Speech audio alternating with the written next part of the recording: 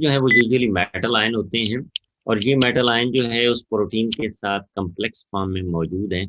तो biological system के अंदर ये जो मेटल्स आयन हैं ये usually in the form of coordination compound exist करते हैं, और इनके बगैर जो है लाइफ जो है वो पॉसिबल नहीं है। They have certain role.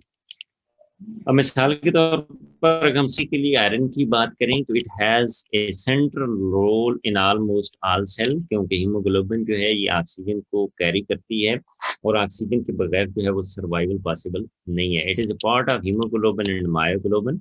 Also it is involved in electron transport chain. अगर ये हमारे पास कम्प्लेक्स हो, हीमोग्लोबिन का जो मालिक्यूल है उसके अंदर जो मेन कम्प्लेक्स है वो कहलाता है हीम कम्प्लेक्स। अब हीम कम्प्लेक्स बेसिकली क्या है? हीम कम्प्लेक्स में अगर आप ये देखें तो ये चार पायरोल जो यूनिट्स हैं, हैविंग नाइट्रोजन एटम, पायरोल का जो 5 मेंबर रिंग है जिसमें नाइट्रोजन मौजूद होता है। तो ये जो पोरफायरिन रिंग है, ये पोरफायरिन रिंग, इसके दरमियान में सेंट्रल मेटल आयन जो है दैट इज आयरन। तो ये आयरन बेस्ड कोऑर्डिनेशन कंपाउंड है विद पोरफायरिन, इसको हीम कम्प्लेक्स भी कहते हैं। ये बेसिकली वो कम्प्लेक्स है जो ऑक्सीजन को ट्रांसपोर्ट करता है। ऑक्सीजन जब ये हीमोग्लोबिन लंग्स में जाती है, ऑक्सीजन जो अटैच हो जाता है विद दिस आयरन, तो इसको हम ऑक्सीजनेटेड हीमोग्लोबिन कहते हैं। और ये ऑक्सीजनेटेड हीमोग्लोबिन जो है कैरी करती है ब्लड के थ्रू, ऑक्सीजन को ट्रांसपोर्ट करती है to other parts of cell, to other cells of the अदर पार्ट्स ऑफ द बॉडी। तो इसका जो मेन फंक्शन है हीमोग्लोबिन का वो है यही कि it is made up of two thing, one is the haem, second is the globin. Globin जो है ये ग्लोबुलर प्रोटीन है, और हीम जो है वो ये कॉम्प्लेक्स है। जो कॉम्प्लेक्स है आयरन का, that is surrounded by globular protein. इसके बाद ग्लोबुलर प्रोटीन होती है ताकि इसके स्ट्रक्चर को इंटैक्ट रखा जाए, इसका स्ट्रक्चर जो है वो खराब ना हो। तो ग्लोबुलर प्रोटीन इसके बाहर होती है हीमोग्लोबिन, या हीमोग्लोबिन को आप अगर शॉर्ट वर्ड में ग्लोबुलर हीम कहें, कॉम्प्लेक्स है जो कि ग्लोबुलर प्रोटीन से सराउंडेड है, इसके इर्द गिर्द जो है ग्लोबुलर प्रोटीन मौजूद है। तो ये ऑक्सीजन को, और ये असल फंक्शन जो है ये इस कोऑर्डिनेशन कंपाउंड का है, ग्लोबुलर प्रोटीन का नहीं है, बल्कि मेन जो फंक्शन है वो आपके इस कम्प्लेक्स का है। क्यों? क्योंकि मेटल आयन जो है आयरन है, इसके साथ ऑक्सीजन जो है एज ए लिगेंड कोऑर्डिनेट करता है, और ये ऑक्सीजन इसके साथ कोऑर्डिनेटेड फॉर्म में ऑक्सी हीमोग्लोबिन कहलाती है। और फिर ये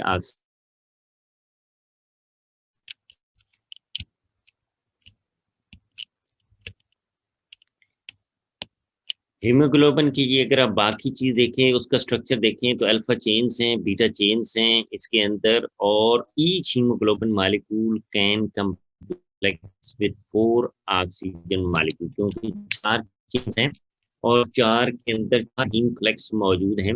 और इन हीम कम्प्लेक्स के साथ एक ऑक्सीजन, हर हीम कम्प्लेक्स के साथ एक ऑक्सीजन का मॉलिक्यूल अटैच हो सकता है, कोऑर्डिनेट हो सकता है एक हीमोग्लोबिन का मॉलिक्यूल जो है उसको कैरी करेगा। तो this is the important function of haemoglobin, and this globular haem is basically a coordination compound. तो कोऑर्डिनेशन कंपाउंड की इंपॉर्टेंस आप इसी बात से लगा सकते हैं कि ये अगर हीम, ये कोऑर्डिनेशन कंपाउंड इस ग्लोबुलर हीम के अंदर मौजूद ना हो तो आप ऑक्सीजन को कैरी नहीं कर सकते, और ऑक्सीजन कैरी नहीं होगी तो देन जो लाइफ है सेल की वो पॉसिबल नहीं होगी। इसी तरीके से और एग्जांपल जो है आपके पास ये मैग्नीशियम पोरफायरिन कॉम्प्लेक्स की है, जो कि क्लोरोफिल के अंदर मौजूद होता है, जो फोटोसिंथेसिस में हेल्प करता है। तो उसमें स्ट्रक्चर बिल्कुल इसी तरह है हीम का, सिर्फ फर्क ये है कि उसमें जो सेंट्रल मेटल आयन है वो मैग्नीशियम है, यहाँ पर सेंट्रल मेटल आयन जो है वो आयरन है। तो लिहाजा ये जो सेंट्रल मेटल आयन आयरन है ये हीमोग्लोबिन है, और जो सेंट्रल मेटल आयन जो आपके पास है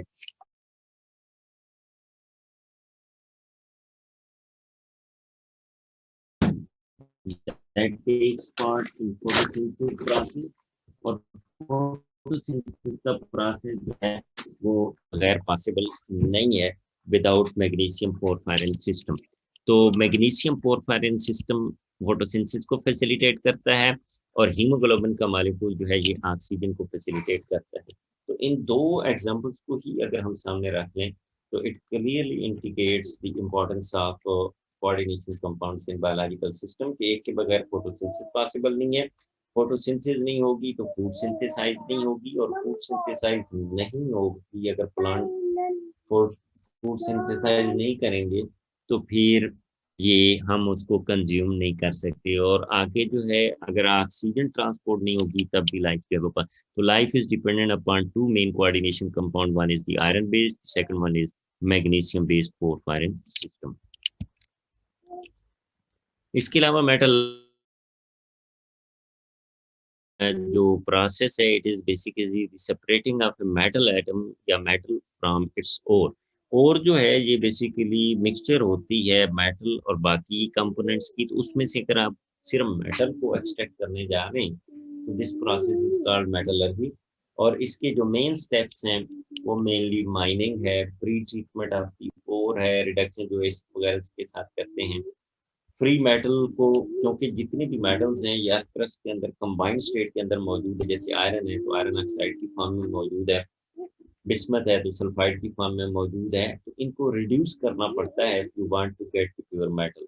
तो उसकी रिडक्शन के लिए बहुत सारे रिड्यूसिंग एजेंट यूज किए जाते हैं, फिर रिफाइनिंग है, प्यूरिफिकेशन है, एंड फाइनली अलाइंग है। तो ये एक जस्ट एग्जांपल दी गई है कि इसमें जो है blast furnace used in the production of iron. Iron को अगर आपने प्रोड्यूस करना है तो इस तरह का प्रोसेस जो है वो कंपाउंड्स की। एल्यूमिनियम की अगर आपने करनी है तो उसके लिए बड़ा इम्पोर्टेंट और मशहूर प्रोसेस है ओपन अर्थ प्रोसेस।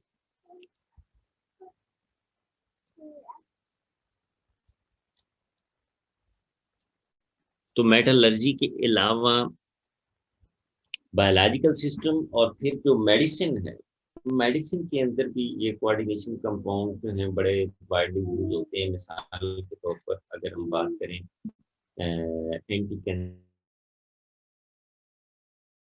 कंपाउंड्स हैं, they are widely used as anti cancer medicine. उनमें से जो इम्पोर्टेंट एग्जांपल है वो है प्लाटिनम का कोऑर्डिनेशन कंपाउंड है with 2 ammonia ligands and 2 chloro ligands. ये जो सिज प्लाटिनम का कंपाउंड है, सिज आइसोमर जो है जिसमें 2 अमोनिया लिगेंड एक तरफ लगे हुए हैं, स्टेयर प्लेनर कॉम्प्लेक्स है, और 2 क्लोरो एक तरफ लगे हुए हैं। ये as an anti cancer drug जो है वो यूज होता है कीमोथेरेपी के अंदर।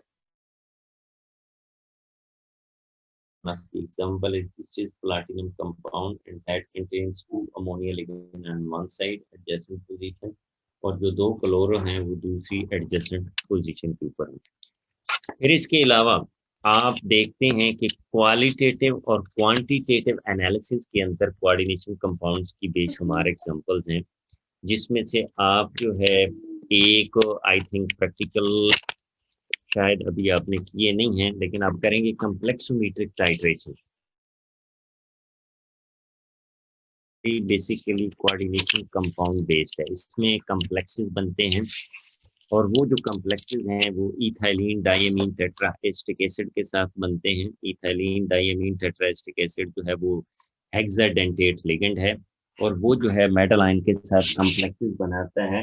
तो there are different types of titration and one of them is basically the complexometric type, जैसे एसिड बेस्ड टाइट्रेशन है, रिडॉक्स टाइट्रेशन है,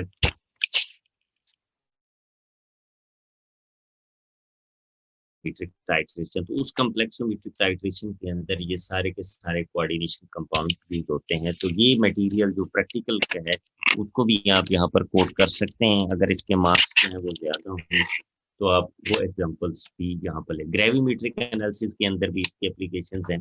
तो आप कह सकते हैं कि एनालिटिकल केमिस्ट्री के अंदर भी कोऑर्डिनेशन कंपाउंड्स की एग्जांपल्स और एप्लीकेशंस मौजूद हैं, मेटलर्जी के अंदर भी मौजूद हैं, मेडिसिन के अंदर भी मौजूद हैं, और बायोलॉजिकल सिस्टम के अंदर भी मौजूद हैं। बायोलॉजिकल सिस्टम में 2 मेन एग्जांपल्स मैंने आपको दी हैं, ये फोटोसिंथेसिस के प्रोसेस के लिए और ऑक्सीजन के। इसके अलावा एंजाइम जो हैं उनके अंदर भी एक कोऑर्डिनेशन कंपाउंड जैसे जिंक है ये बहुत सारे एंजाइम का एक्टिवेटर है, उनके साथ कोऑर्डिनेशन कंपाउंड बनाता है। यहाँ तो कोई बात पूछनी हो?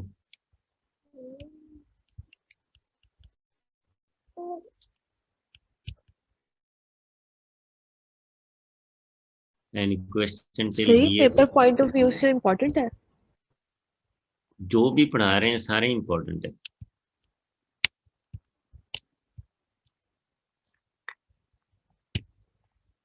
कोई गैर इम्पोर्टेंट हम डिस्कशन नहीं करेंगे।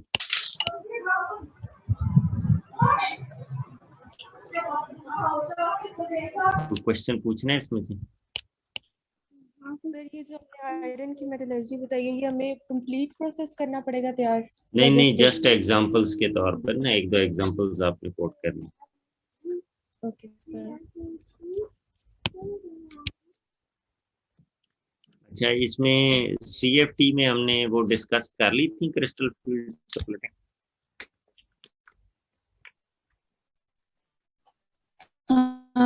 सर जी सर CFT में जॉन टेलर थ्योरम और इससे आगे ऑक्टाहेड्रल और टेट्राहेड्रल कॉम्प्लेक्सेस की ज्योमेट्री में पड़ी थी। ये पिछली दफा सर स्प्लिटिंग पढ़ ली थी। ये वाली।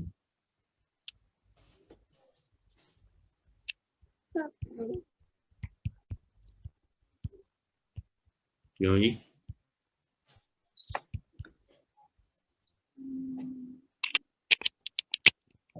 एयर प्लेनर कॉम्प्लेक्सेस के अंदर, ऑक्टाहेड्रल कॉम्प्लेक्सेस के अंदर और टेट्राहेड्रल कॉम्प्लेक्सेस के अंदर।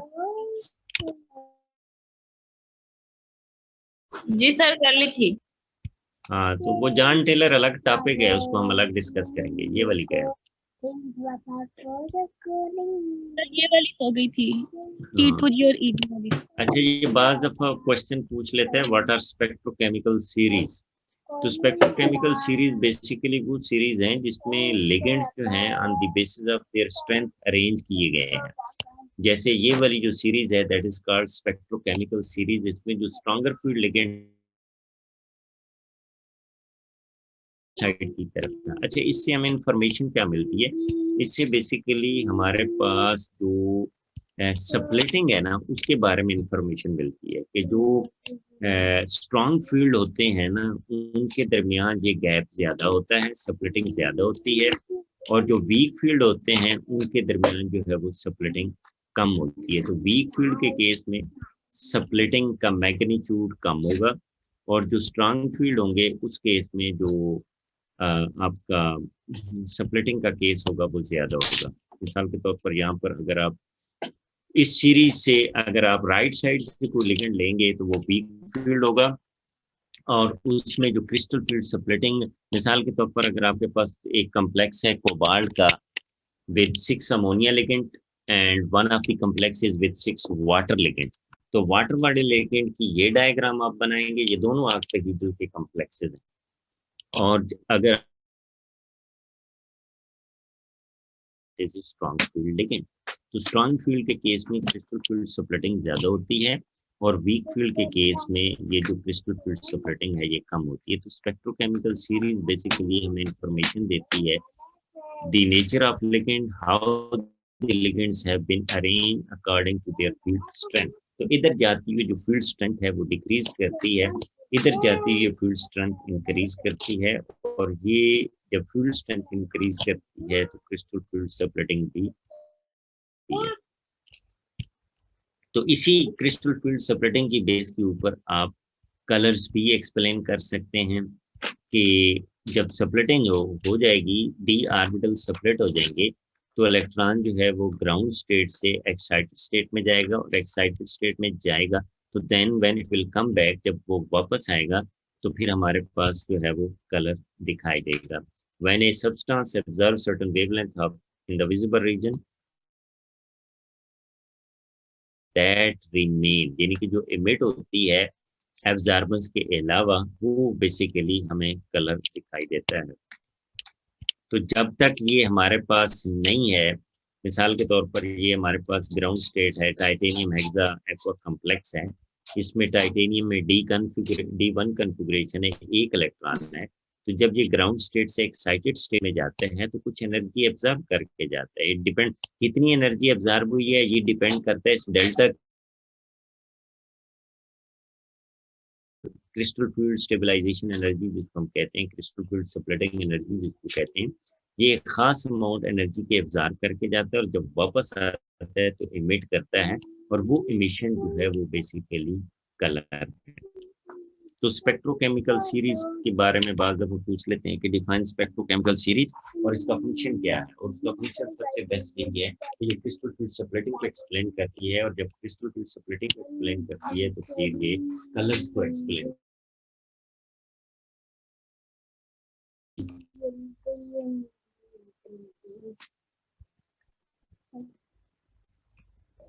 नो सर अभी नहीं पढ़ी। ठीक है, फिर नेक्स्ट टाइम हम जो है ना मॉलिक्यूलर ऑर्बिटल थ्योरी पढ़ेंगे। क्रिस्टल फील्ड थ्योरी आपकी मुकम्मल हो गई, वैलेंस बॉन्ड थ्योरी होगी, वेर्नर थ्योरी हो गई, ब्लूमस्टर्न थ्योरी हो गई, ये मुकम्मल हैं। इसके अलावा आइसोमेरिज्म आपका मुकम्मल है, एप्लीकेशंस आपकी मुकम्मल है। अब मॉलिक्यूलर ऑर्बिटल थ्योरी हमारी रह गई है, जॉन टेलर डिस्टॉर्शन जो है।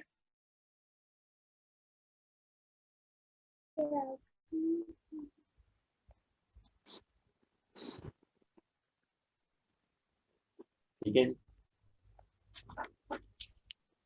Yes sir. क्वेश्चन पूछना हो तो आप पूछ सकते एक्सक्यूज मी सर। जी। सर ये जो हम वीक और स्ट्रॉन्ग फील्ड लिगेंड्स की बेसिस पे इनर और आउटर कॉम्प्लेक्सेस की क्लासिफिकेशन करते हैं, वो कैसे करते हैं? वो बेटा valence bond theory outer D orbital involve हो रहा हो, यानी कि अगर D2sp3 हिब्रिडाइजेशन हो तो वो इनर ऑर्बिटल कॉम्प्लेक्स कहलाता है, और अगर sp3d2 हो यानी बाहर वाला डी ऑर्बिटल इस्तेमाल हो तो फिर वो आउटर ऑर्बिटल कॉम्प्लेक्स कहलाता है। तो ये डिपेंड करता है कि आपका जो मेटल का डी ऑर्बिटल है वो इनर वाला डी यानी 3d इस्तेमाल हो रहा है या 4d इस्तेमाल हो रहा है। अगर 4d के 2 ऑर्बिटल इस्तेमाल हो रहे हैं, और यूजुअली ये उस वक्त होते हैं जब आपका लिगेंड वीक फील्ड होता है। जब आपका लिगेंड स्ट्रॉन्ग फील्ड होता है तो वो जो इनर के डी ऑर्बिटल होते हैं उनको वो इस्तेमाल कर सकता है। तो इसलिए वो इनर ऑर्बिटल कॉम्प्लेक्सेस होते हैं usually when the ligand is strong field, और वो आउटर ऑर्बिटल कॉम्प्लेक्स कहलाते हैं जब वो लिगेंड वीक फील्ड होता है, क्योंकि वो इनर डी ऑर्बिटल तक एक्सेस नहीं कर सकते, वीक फील्ड होते हैं। तो वो फिर जो आउटर के डी ऑर्बिटल्स हैं ना उनमें अपनी इलेक्ट्रॉन डेंसिटी को डोनेट करते हैं।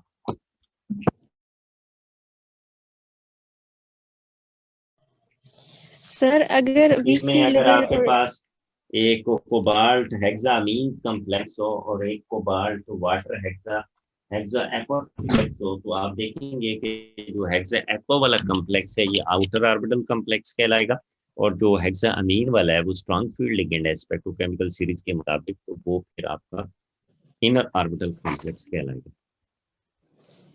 सर अगर एक ही कॉम्प्लेक्स में स्ट्रॉन्ग और weak field ligand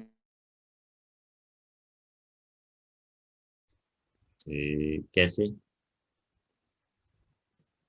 I mean अगर 6 लिगेंड्स हैं तो 3 जो है वो स्ट्रॉन्ग फील्ड है और 3 तो दूसरे जो हैं, तो फिर डोमिनेटिंग होगा ना, डोमिनेटिंग जितने अगर स्ट्रॉन्ग फील्ड डोमिनेटिंग है तो फिर स्ट्रॉन्ग फील्ड के हिसाब से होगी, ओके क्योंकि सर। हमें तो 2 डी ऑर्बिटल चाहिए बस।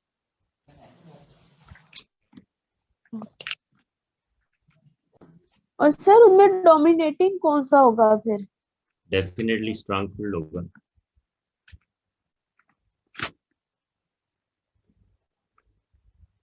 आपने स्पेक्ट्रोकेमिकल सीरीज के अकॉर्डिंग देख लेना ना, अगर तो लिगेंड राइट साइड